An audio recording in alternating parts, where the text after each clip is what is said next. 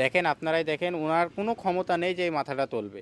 আসসালামু আলাইকুম। এই যে যেই ভাইকে দেখছেন এই ভাইটা কিন্তু একজন প্রতিবন্ধী। দেখেন এনার হাতটা আমি ছেড়ে দিলাম, নিচে পড়ে গেল। দেখছেন এই যে এমনই অবস্থা, ওনার যদি মাথাটা কোনো কারণে বেঁকিয়ে যায় তাহলে ইনি কিন্তু পড়ে যায়।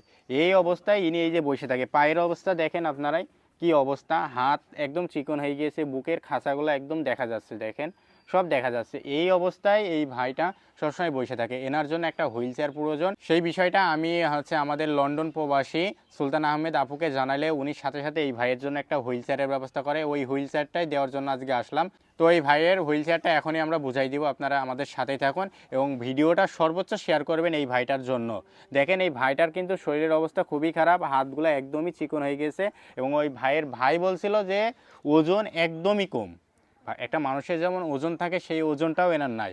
আবার এই ঘাড়টা যদি বেঁকে যায় কোনো ক্রমে তাহলে এই ঘাড় উনার যে তুলবে সেই ক্ষমতা নেই, উনি নিজে হাতে খাইতেও পারে না।